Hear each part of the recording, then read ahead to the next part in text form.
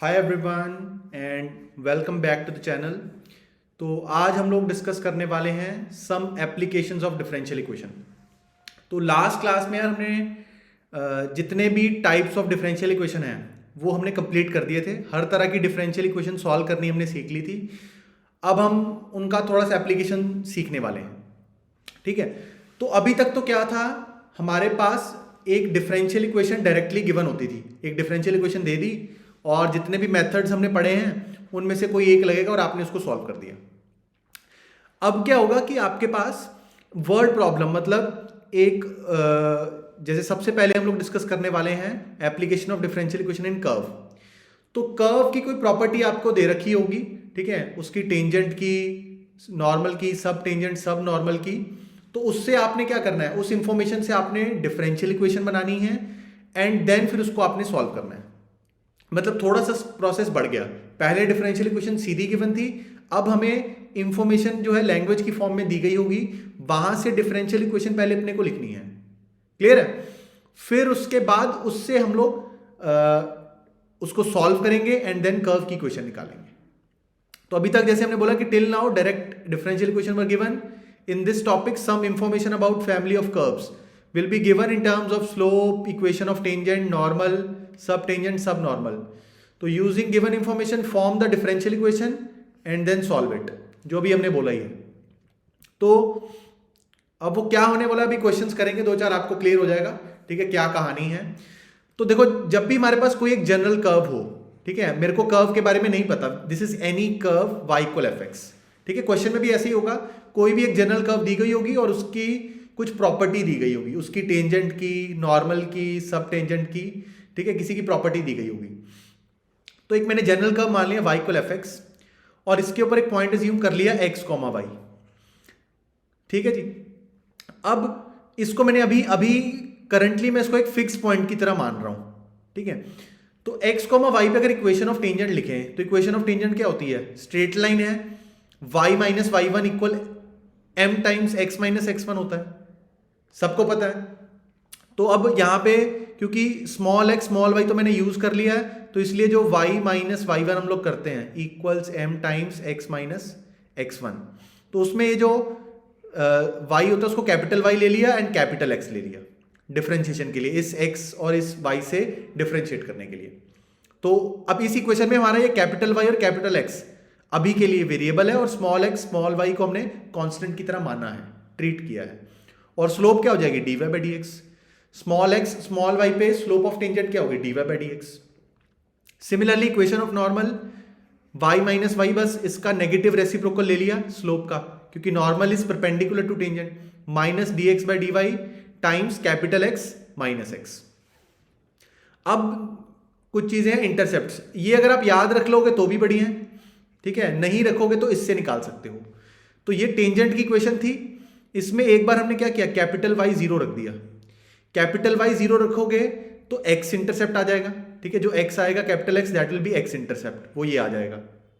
फिर एक बार इसमें कैपिटल X जीरो रख दो टेंजेंट की इक्वेशन में, तो y इंटरसेप्ट आ जाएगा, ठीक है। इनको याद रख लिया सीधा तो बेनिफिशियल है, टाइम बच जाएगा, नहीं तो फटाफट देन एंड देयर भी आप निकाल सकते हो। सिमिलरली नॉर्मल में एक बार कैपिटल Y जीरो करेंगे, x इंटरसेप्ट निकाल लेंगे एंड कैपिटल X जीरो किया तो y इंटरसेप्ट आ जाएगा। ये दो चीजें। तो किसी भी कर्व में हमें कुछ चीजें पता होनी चाहिए। वैसे ये एप्लीकेशन ऑफ डेरिवेटिव में पढ़ लेते हैं, बट स्टिल फटाफट डिस्कस कर लिए। अगर कोई भी एक जनरल कर्व है और उसके ऊपर एक पॉइंट दे रखा है तो PT को लेंथ ऑफ टेंजेंट बोलते हैं। PT is called length of tangent. क्या होता है, पॉइंट और जहां पे टेंजेंट x एक्सिस को कट कर रही है उसके बीच का जो डिस्टेंस है उसको बोलते हैं लेंथ ऑफ टेंजेंट। फिर पॉइंट और जहां पे नॉर्मल x एक्सिस को कट कर रही है उसको लेंथ ऑफ नॉर्मल। क्लियर है? फिर ये जो टेंजेंट है इसका प्रोजेक्शन ले लिया x एक्सिस पे, परपेंडिकुलर बना दिया, इधर बना दिया, तो ये पॉइंट इटसेल्फ ही आ जाएगा।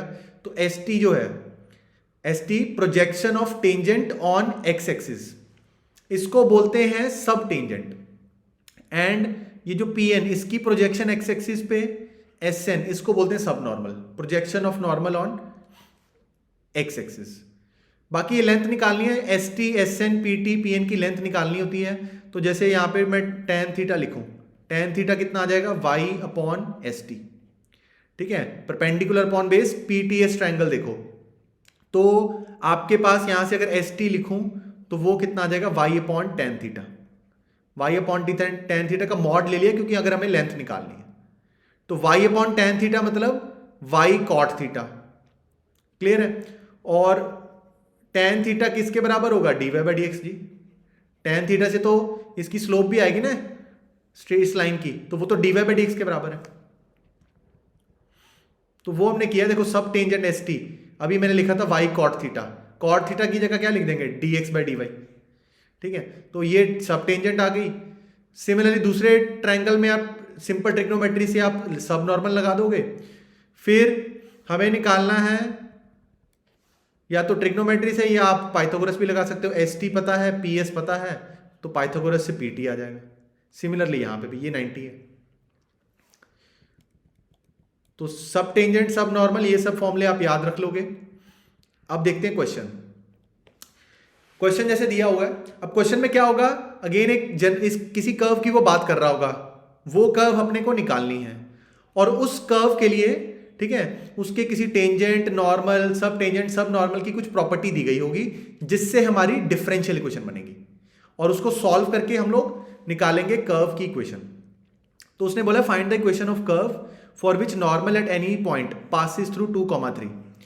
तो एक ऐसी कर्व जिसका नॉर्मल किसी भी पॉइंट पे, एनी पॉइंट जब भी दिखा, एनी पॉइंट वो हमारा स्मॉल एक्स स्मॉल वाई होगा।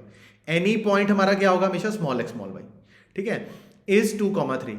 तो at any point x comma y equation of normal तो ये आ जाएगी। ठीक है, फिर उसने बोला है कि जो नॉर्मल है वो हमेशा पास करती है 2,3 में से, तो 2,3 में से पास करवा दिया। तो कैपिटल वाई की जगह रखना है अब। ठीक है, इस बात का ध्यान रखना है कि वाई और कैपिटल एक्स और कैपिटल वाई की जगह पॉइंट पुट करना है हमेशा। मतलब वो अभी के लिए हमारा वेरिएबल की तरह एक्ट कर रहे हैं जिसमें मैं हमेशा पॉइंट पुटिंग करूंगा कैपिटल एक्स और कैपिटल वाई में। तो कैपिटल वाई की जगह 3, कैपिटल एक्स की जगह 2। अब जब आप वैल्यू पुट कर दोगे, जब भी आपको एक रिलेशन मिल जाएगा जिसमें कैपिटल एक्स और कैपिटल वाई नहीं दिख रहे, ठीक है, तो उस रिलेशन ऑनवर्ड्स हमने क्या करना है? अब ये स्मॉल एक्स स्मॉल वाई को अब हम वेरिएबल की तरह ट्रीट कर रहे हैं। ठीक है, अब ये मेरी एक वेरिएबल इक्वेशन, डिफरेंशियल इक्वेशन बन गई स्मॉल एक्स स्मॉल वाई में। इसको मैं सॉल्व कर लूंगा, वेरिएबल सेपरेबल है, देखो इसको इधर ले गए, ये इधर आ गया, तो वाई माइनस इसको इधर ले आया, तो y minus 3 d y equals 2 minus x d x. Y minus 3 linear expression है, इसका इंटीग्रल क्या आ जाएगा? y माइनस 3 का whole square upon 2, 2 minus x का इंटीग्रल 2 माइनस एक्स का होल स्क्वायर अपॉन 2, और एक माइनस आएगा क्योंकि x का कोएफिशिएंट -1 है। इसको इधर ऐड कर दिया, इसको इधर ऐड कर दिया, तो 2 माइनस एक्स का whole square upon 2 plus y minus 3 का whole square upon 2 is equal to c. तो 2 माइनस एक्स के होल स्क्वायर को तो x माइनस 2 का होल स्क्वायर भी बोल सकते हैं। 2 को इधर मल्टीप्लाई कर दिया तो 2c को k बोल दिया, तो देखो ये सर्कल आ गया।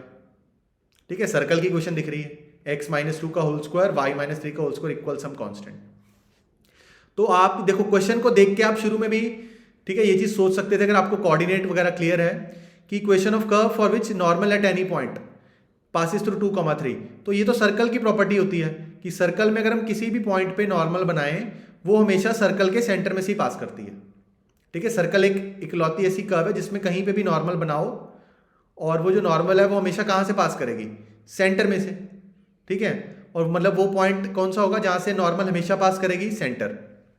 तो आप यहाँ से क्वेश्चन को रीड करके देख सकते थे कि आंसर मेरा सर्कल आने वाला है जिसका सेंटर 2,3 होगा। तो आप डायरेक्टली ऑप्शन से भी देख सकते थे।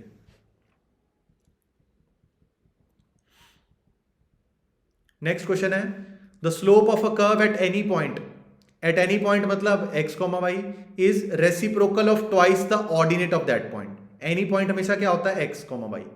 उस पे स्लोप क्या हो गई? dy by d x is reciprocal of twice the ordinate, reciprocal of 2y, 1/2y। Ordinate y होता है।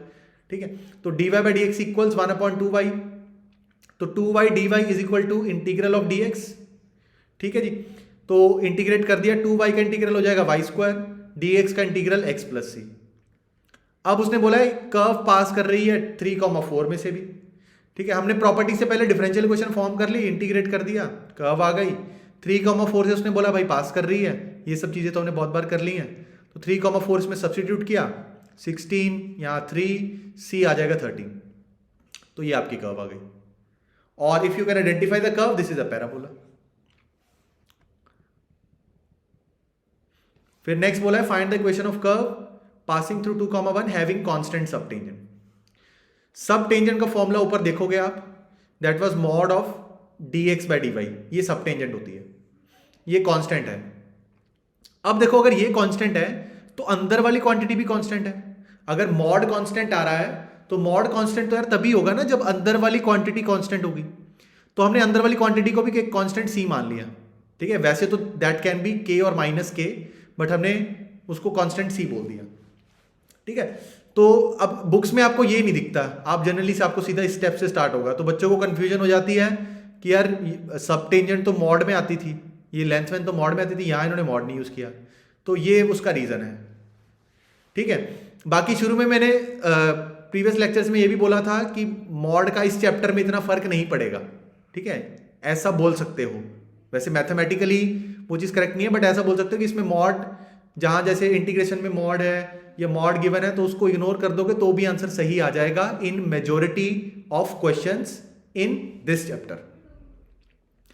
तो integral dx is equal to c d y upon y, variable separate हो गए, इंटीग्रेट कर दिया, x is equal to c l n y plus k. अब c हमारा answer में आ सकता है क्योंकि उसने बोला है कांस्टेंट सब टेंजेंट। अब कांस्टेंट सब टेंजेंट बोला है तो कुछ तो कांस्टेंट मानना पड़ेगा ना यार, तो उसको c बोल दिया। तो यहाँ पे हमने 2 और 1 की 2 1 में से पास कर रही है तो इसमें से रख दिया x की जगह 2, y की जगह 1, ln 1 0 होता है तो k विल बी 2, तो ये आपकी k की जगह 2 रख दिया। This is your equation of curve.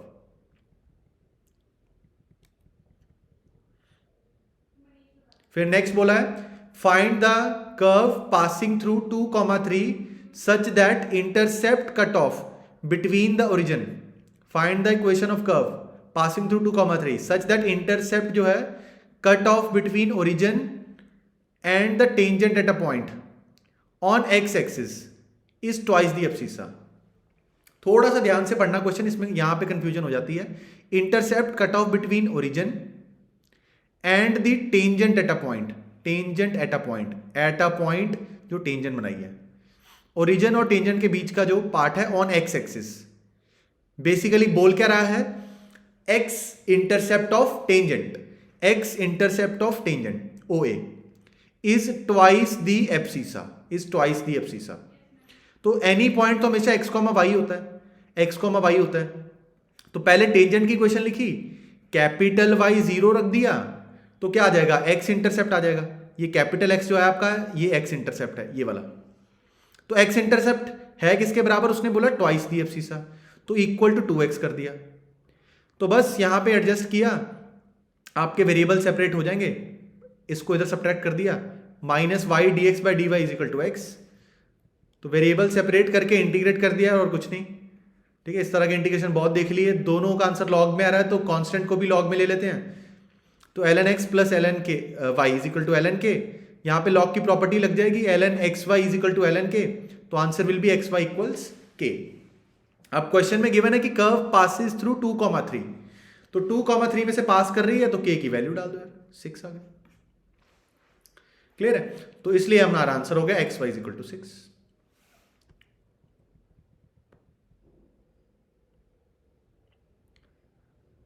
Next है find the equation of curve passing through 4,3, ठीक है, इसका c निकालने के लिए यूज हो जाएगा। अब प्रॉपर्टी, अब एक प्रॉपर्टी हमेशा दिखेगी related to tangent, normal, subtangent, subnormal. If reciprocal of the intercepts, if the sum of reciprocal of the intercepts of the normal at any point x, y, इसमें तो उसने बोल ही दिया है इज 1, मतलब 1 upon x intercept plus 1 upon y intercept is equal to 1, ये property है, ठीक है। ये इंटरसेप्ट किसके हैं, नॉर्मल के। इस बार तो पहले जी नॉर्मल की इक्वेशन लिख ली, at any point x, y, ये याद होगी, minus d x by d y slope लेंगे। एक बार इसमें कैपिटल वाई 0 डाल दिया तो x इंटरसेप्ट आ गया हमारा, ठीक है। जो कैपिटल x की वैल्यू आएगी that will be x intercept, उसको OA बोल दिया। फिर आपने क्या किया, इसमें कैपिटल x को 0 पुट कर दिया तो कैपिटल y की वैल्यू निकाल ली, this will be our y intercept, this will be our y intercept, इसको बोल दिया मैंने OB। यहां क्या किया है, dx बाई dy की जगह 1/dy बाई dx लिख दिया है, ताकि ये पूरा भी dy बाई dx की टर्म्स में आ जाए, क्योंकि OA dy बाई dx की टर्म्स में था। तो बस अब प्रॉपर्टी जो है वो यूज कर ली, 1/OA plus 1/OB is equal to 1। तो x इंटरसेप्ट की वैल्यू आई थी x dy by x plus y dy by dx, और OB की वैल्यू ऊपर यहीं पे देखो निकाली हुई है, रेसिप्रोकल करना है इसको, तो dy by dx upon x plus y dy by dx। तो ये तो दोनों में सेम ही है डिनोमिनेटर, तो इसको कॉमन लेके इधर मल्टीप्लाई कर दिया, तो x plus y dy by dx, और ऊपर क्या बचेगा 1 प्लस dy बाई dx। तो इसको सब्ट्रैक्ट कर दिया, x minus 1 y dy by dx minus dy by dx, तो y minus 1 dy by dx। Clear है? तो ये dx एलसीएम ले लिया इसके साथ, x minus 1 dx plus y minus 1 dy, नीचे पूरा dx आएगा, ठीक है, उसका कोई नहीं क्योंकि न्यूमिनेटर जीरो करते हैं हम लोग, ठीक है। ये ऐसा बोल दो कि जो छोटी क्लास में बोलते हैं dx तो इधर जाके जीरो हो जाएगा, तो x minus 1 dx plus y minus 1 dy is equal to zero. Integrate कर दिया, इसका integral x minus 1 whole square by 2 y minus 1 whole square by 2 is equal to constant, zero का इंटीग्रल कॉन्स्टेंट, और 2 को इधर मल्टीप्लाई कर दिया तो वो k आ जाएगा। शुरू में क्वेश्चन में गिवन था कि पास कर रही है कर्व फ्रॉम 4,3, तो 4,3 या रख दिया इसमें, तो 4 माइनस 1 3 का स्क्वायर, 3 माइनस 1 2 का square equals k, that will B 30। ठीक है जी, तो ये आपकी कर्व की इक्वेशन आ गई। ठीक है, नोट्स ये मिल जाएंगे सारे, उसकी टेंशन नहीं लेनी, ठीक है, वहां पे आप एक बार रीड मार सकते हो दोबारा। तो नेक्स्ट हमारा टॉपिक है ऑर्थोगोनल ट्रेजेक्ट्री, OT बोल देते हैं शॉर्ट फॉर्म में। ठीक है, अब OT होता क्या है, OT of a family of curves. सबसे पहले एक फैमिली ऑफ कर्व्स दी गई होगी, ठीक है, उसके लिए हम लोग OT निकालते हैं। OT क्या होता है, OT is also a family of curves. OT of a family of curves is a family of curves each member of which intersects with each member of given family at 90 degree. मतलब हमारे पास एक curve family of curves होगी C1, एक family of curves होगी C2, ठीक है। तो एक गिवन होगी, ये गिवन है, ये निकालनी है, इसको मैंने बोल दिया दिस इज OT, ठीक है। अब OT क्या होता है, वो एक फैमिली ऑफ कर्व्स ही है, ठीक है, सच दैट इसका हर एक मेंबर इसके ऑर्थोगोनल होगा, इसका हर एक मेंबर इस फैमिली के हर एक मेंबर के ऑर्थोगोनल होगा, ठीक है। तो ऐसी फैमिली को हम लोग OT बोलते हैं। जैसे हम देखें, जैसे ये एक फैमिली ऑफ सर्कल्स है centred at origin, family of circle centred at origin, तो R पैरामीटर है, तो इस तरीके से 1 2 ये सारे सर्कल क्या होंगे, ओरिजिन पे सेंटर होगा, इनका रेडियस वेरी करेगा। तो अब मैं देखूं अगर y इक्वल mx, ये भी एक फैमिली ऑफ कर्व्स है which is passing through origin, ठीक है, फैमिली ऑफ लाइंस है basically, family of lines passing through origin. अब देखो m की कुछ भी वैल्यू ले लो, ये सारी lines L1 L2 L3 centre में से ओरिजिन में से पास करेंगी, ठीक है, ये सारी लाइंस ओरिजिन में से पास करेंगी। अब क्योंकि ओरिजिन इस सर्कल का सेंटर है, मतलब इस तरह का कोई भी सर्कल जो होगा उसका सेंटर होगा, और अगर कोई लाइन सर्कल के सेंटर में से पास करे तो वो उसके ऑर्थोगोनल होती है, ठीक है। तो यहां पे क्या है कि इस तरह की हर एक लाइन, मतलब m की कुछ भी वैल्यू रखो, each line of this form will be orthogonal to each circle of this form, ठीक है।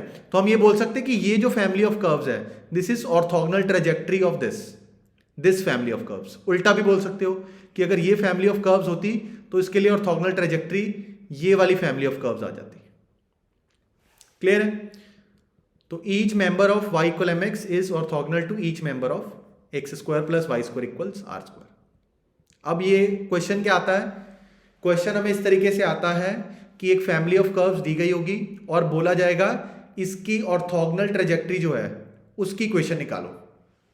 तो आपने क्या करना है, सबसे पहले जो भी इक्वेशन दी गई है उसकी डिफरेंशियल इक्वेशन बनानी है। Find differential equation of family of given family of curves, जो भी आपको क्वेश्चन में गिवन है। फिर आपने क्या करना है जी, dy बाई डी एक्स की जगह आपने लिख देना है minus d x by d y, dy by d x को रिप्लेस कर देना है with minus d x by d y. उससे आपको क्या मिलेगा, differential equation of OT, differential equation of orthogonal trajectory. फिर वो जो डिफरेंशियल इक्वेशन आई उसको इंटीग्रेट कर दो, आपको ओटी की कार्टेशियन इक्वेशन मिल जाएगी। पहला स्टेप, जो भी कार्टेशियन जो फैमिली ऑफ कर्व्स की इक्वेशन दी गई है उससे क्या करेंगे, उसकी डिफरेंशियल इक्वेशन बनाएंगे। फिर उसके बाद उसमें dy बाई डी एक्स की जगह रख देंगे minus d x by d y, step 2 हो गया। फिर ऐसा करने के बाद जो डिफरेंशियल इक्वेशन दिखेगी वो हमारी ओटी की डिफरेंशियल इक्वेशन होगी और उसको सॉल्व करके ओटी की कार्टेशियन इक्वेशन मिलेगी। क्लियर है? तो क्वेश्चन जैसे दिया हुआ है, find OT of the following, तो ये इक्वेशन दे रखी है। तो स्टेप नंबर 1 क्या था, इसकी डिफरेंशियल इक्वेशन निकालो। तो एक ही पैरामीटर है, एक बार डिफरेंशिएट कर दिया, 2x minus 2y dy by d x equal 0। अब इस डिफरेंशियल इक्वेशन में dy बाई डी एक्स की जगह minus d x by d y करना है, ठीक है, वो कर दिया। तो 2x plus 2y d x by d y, ठीक है, माइनस था माइनस प्लस हो जाएगा, dy बाई डी एक्स की जगह d x by d y. तो ये आपकी डिफरेंशियल इक्वेशन ऑफ ओटी होगी। अब इसको यार क्या करो, 2 से डिवाइड कर दिया और ये dy एलसीएम ले लिया, तो x dy प्लस y dx equal 0। This whole thing can be written as d of x y, integrate कर दिया, d ऑफ एक्स वाई का इंटीग्रल एक्स वाई, 0 का इंटीग्रल c, तो एक्स वाई इक्वल c आपका आंसर आ गया। Clear है? देखा जाए ये भी एक रेक्टेंगुलर हाइपरबोला थे, ठीक है, ऑफ द फॉर्म इस टाइप वाले, ठीक है, ये फैमिली ऑफ कर्व्स थी ऑफ रेक्टेंगुलर हाइपरबोला, ये भी रेक्टेंगुलर हाइपरबोला ही है, ठीक है, बट ये टिल्टेड वाले हैं, एक्स वाई इक्वल सी।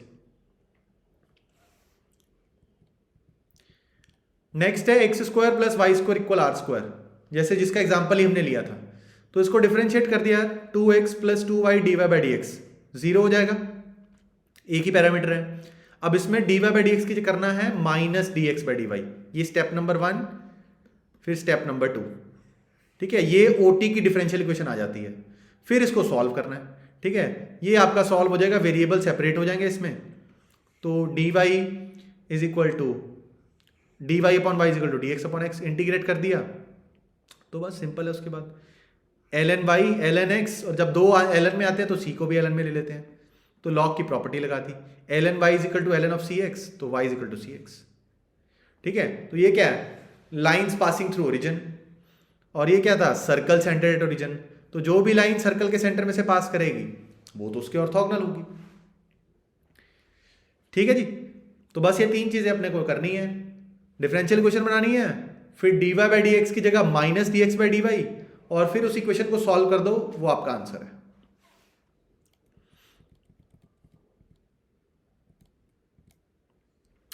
हाँ जी, नेक्स्ट हमारा टॉपिक है miscellaneous applications of differential equation. अब इसमें बेसिकली रेट चेंज वगैरह की हम लोग बात करेंगे ज़्यादा, ठीक है। तो डिफरेंशियल इक्वेशन जैसे कि हमने बोला था, इसकी बहुत सारी एप्लीकेशंस हैं, फिजिक्स में, केमिस्ट्री में, बायो में, ठीक है, बहुत ही वास्ट टॉपिक है ये, बट एक बहुत ही लिमिटेड सा पोर्शन है हमारे जेई के सिलेबस में है जो हम लोग डिस्कस कर रहे थे। जैसे फिजिक्स में अभी अब आपने लास्ट में डिके वाला, रेडियो एक्टिव डिके फिनोमिना पढ़ा होगा, एक ग्रोथ वाला बायो में पढ़ते हैं बच्चे, बाकी न्यूटन्स लॉ में आपने डिफरेंशियल इक्वेशंस का यूज़ किया है, लॉ ऑफ कूलिंग में, तो काफ़ी सारे एप्लीकेशंस हैं। अब इस टॉपिक में भी क्या होगा, अगेन एक प्रॉब्लम दी गई होगी लैंग्वेज की फॉर्म में, जिसको देखते हुए हमें डिफरेंशियल इक्वेशन पहले तो लिखनी है, उस इंफॉर्मेशन से डिफरेंशियल इक्वेशन बनानी है, फिर उसको सॉल्व करना है, ठीक है। सॉल्व करके आपका जो भी रिक्वायर्ड फंक्शन है वो आ जाएगा।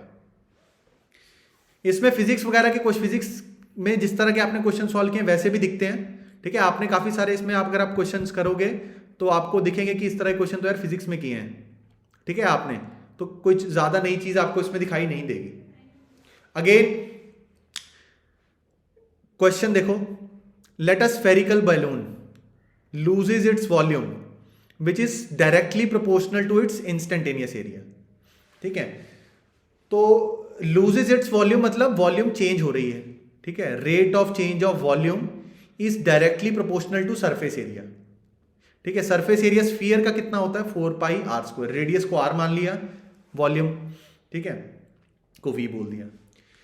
तो d v by D t is directly proportional to 4 πr² and d v by D t is equal to, जब प्रोपोर्शनैलिटी साइन हटाते हैं यू नो कांस्टेंट लगाते हैं, ठीक है। ये भी आपने फिजिक्स में भी ऐसी चीज पढ़ी होगी।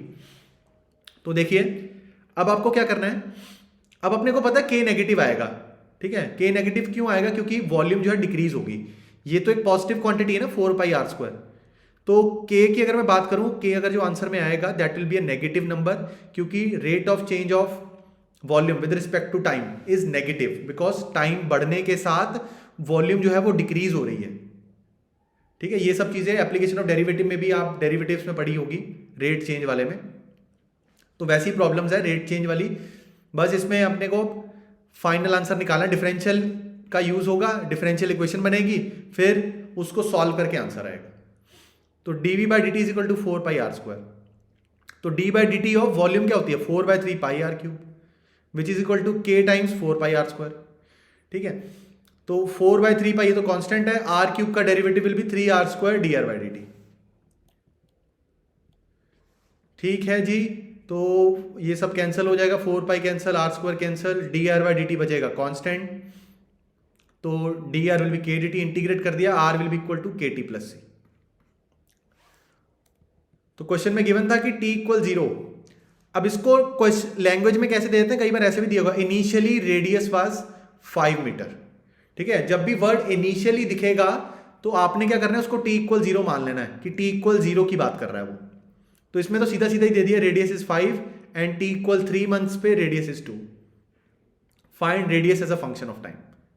तो t 0 पे रेडियस इज 5, तो t 0 रखा, रेडियस 5 रखा, तो c आ जाएगा 5, ठीक है।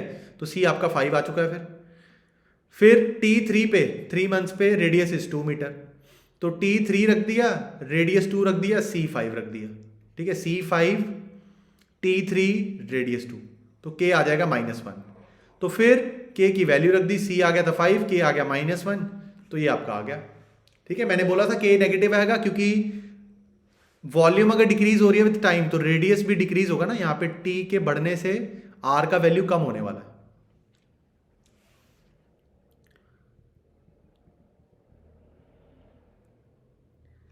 नेक्स्ट क्वेश्चन ध्यान से देखो, the population of a certain country is known to increase at a rate which is proportional to the number of people recently living in the country, ठीक है। Rate of change of population बोल दिया उसने।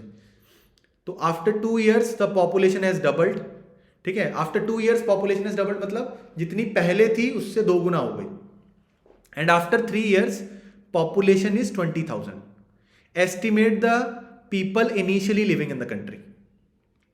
तो मैंने बोल दिया कि किसी एक पर्टिकुलर टाइम टी पे there are n number of people living in the country, ठीक है। किसी एक टाइम टी पे n number of people are living in the country, n0 मान लिया इनिशियल पॉपुलेशन। तो क्वेश्चन में गिवन है rate of change of population. Rate of change of population क्या होता है, rate of change of people, ठीक है। पीपल किस रेट से बढ़ रहे हैं या कम हो रहे हैं। तो dn/dt rate of change of population is directly proportional to the number of people living at that time, ठीक है। तो dn/dt will be k times n, तो इंटीग्रेट कर दिया, n नीचे ले आए, k dt, तो ln n is equal to k t plus arbitrary constant को अल्फा बोल दिया 1 मिनट के लिए, ठीक है। कुछ भी बोल सकते हो, c भी बोल सकते हो। तो ln n इसके बराबर है, तो n कितना आ जाएगा, e की पावर में चला जाएगा, e की पावर में के टी प्लस अल्फा, तो e की पावर अल्फा को अलग कर लिया, e की पावर के टी को अलग कर लिया, ठीक है। e की पावर अल्फा अलग, e की पावर के टी इज अलग, तो e की पावर अल्फा को बोल दिया c, ठीक है। e की पावर अल्फा इसको एक कांस्टेंट ही होगा क्योंकि अल्फा कांस्टेंट है, तो this will be c e raise to power k t. ये आपकी एक इक्वेशन आ गई, नंबर ऑफ पीपल, ठीक है, as a function of time. अब t इक्वल 0 पे इनिशियल पॉपुलेशन क्या थी, n0, तो t 0 पे हमारा नंबर ऑफ पीपल कितने थे, n0 के बराबर, तो t 0 रख दिया और n की जगह n0 रख दिया, तो c कितना आ जाएगा, n0 के बराबर। तो इक्वेशन ये बन जाएगी, c की जगह क्या रख दिया अब, n0, n will be equal to n0 e की पावर के टी, क्लियर है। फिर इसमें यार रख दो t2, t is equal to 2, t2 पे उसने बोला है पॉपुलेशन हैज डबल्ड, ठीक है। पॉपुलेशन हैज डबल्ड मतलब जितनी इनिशियली थी उसी का ही डबल होगा ना, इनिशियल शुरू में एन नॉट थी तो 2 साल बाद उसने बोला डबल हो गई, तो शुरू में एन नॉट थी तो बाद में कितनी हो जाएगी 2 एन नॉट। तो यहाँ पे एन की जगह रख दिया 2 एन नॉट और टी की वैल्यू 2, तो ये कैंसिल हो गया। ई रेज़ टू पावर 2 क्या आ जाएगा 2 के बराबर, ई रेज़ टू पावर 2 के को लिख सकते हैं ई रेज़ टू पावर के का होल स्क्वायर, बिकॉज ये 2 के ही हो जाएगा मल्टीप्लाई होके। तो यहाँ से ई रेज़ टू पावर के कितना आ जाएगा √2। पॉजिटिव ही लेंगे बिकॉज एक्सपोनेंशियल फंक्शन कभी नेगेटिव नहीं होता। तो n is equal to n not, e की पावर k की वैल्यू रख दी √2 की पावर t। अब उसने बोला t3 पे 3 साल बाद पॉपुलेशन वाज 20,000, अब ये वैल्यू रख दी, t की जगह 3, n की जगह 20,000, ठीक है।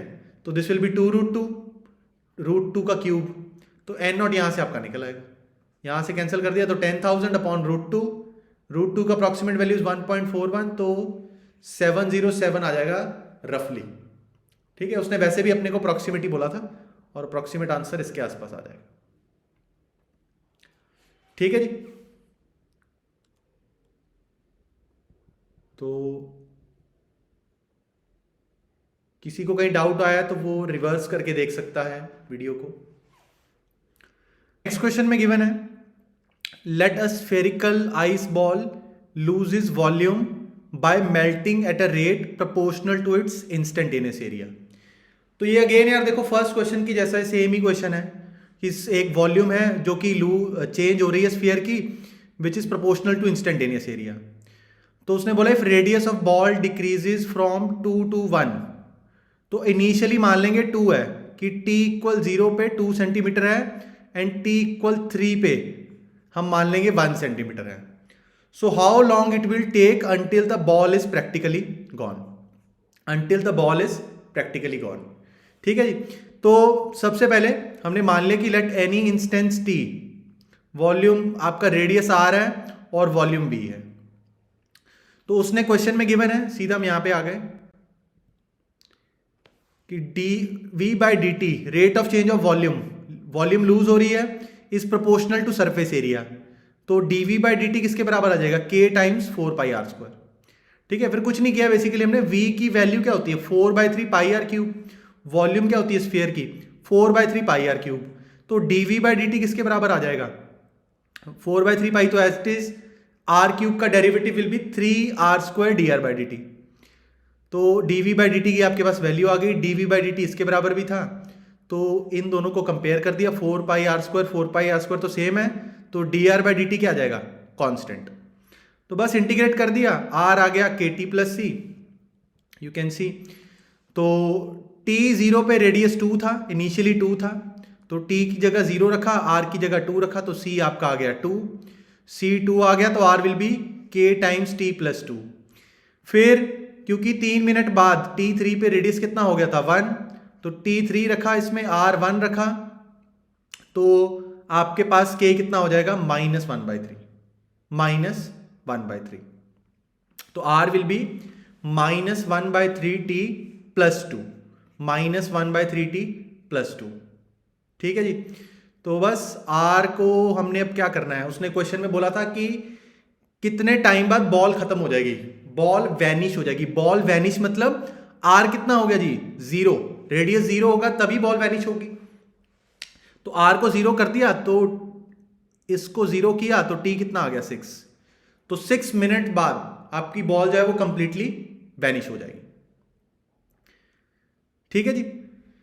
तो यहां तक हमारा जो भी टॉपिक्स थे डिफरेंशियल इक्वेशन के वो सारे कंप्लीट हो चुके हैं, ठीक है। अप्रॉक्सीमेटली अगर आप देखो 4 आवर्स की वीडियो है टिल नाउ, इस वीडियो तक, जहां हमने सारे टॉपिक सब चीज़ें और ample number of questions discuss कर लिए हैं।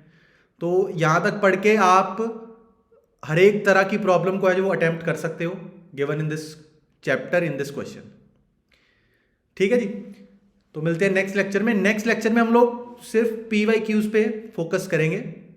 PYQs वैसे मैंने बीच बीच में जहां भी रेलेवेंट थे वो डिस्कस कर दिए हैं, ठीक है, टॉपिक वाइज, बट स्टिल एक हम डेडिकेटेड लेक्चर करेंगे for the previous year questions in the next lecture, ठीक है जी। तो मिलते हैं नेक्स्ट